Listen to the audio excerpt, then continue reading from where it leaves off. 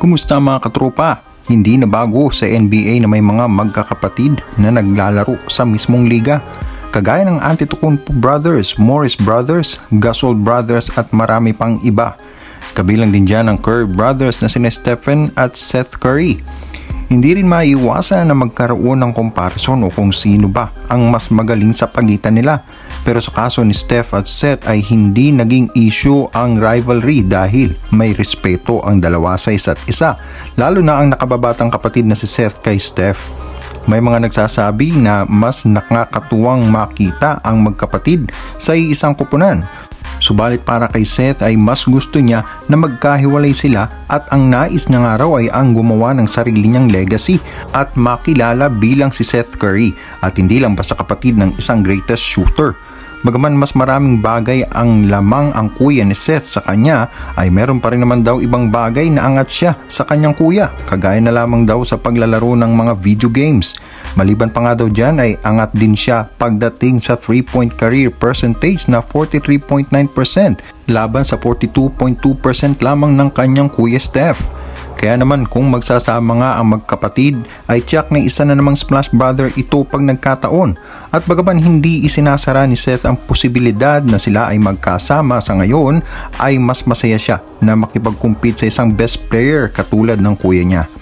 Samantala, Bob Myers, pinatay na ang mga rumors na isa ang Golden State Warriors sa maaaring puntahan ni Kevin Durant matapos na pumutok ang mga usap-usapan ng trade request nitong huli. At sa isang interview ni Myers sa NBA.com's Mark Medina ay dinetalye niya na wala silang balak na guluhin pa ang kanilang roster para sa isang blockbuster trade para kay KD.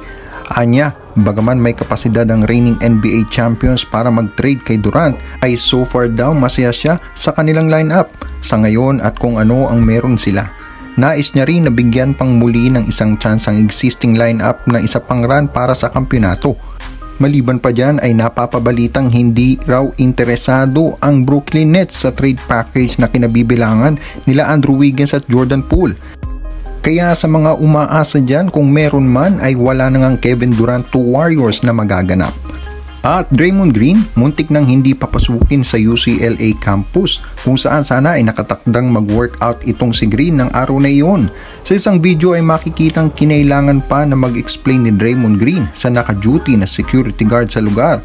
Pero matapos naman ang ilang sandali ng pakikipag-usap ni Green at sa pagsasabi rin kay manong guard ng mga bystanders sa lugar na siya si Draymond Green ay pinapasok naman ito nang hindi na kinakailangang umabot pa sa mabigat na confrontation. Ang UCLA ay ang lugar na kung saan madalas na nag-workout ang mga ilang NBA players pag post-season. Sa mga katropa natin dyan na bago pa lang sa ating channel, please don't forget to like and subscribe at mag-comment sa inyong mga masasabi. Maraming salamat po.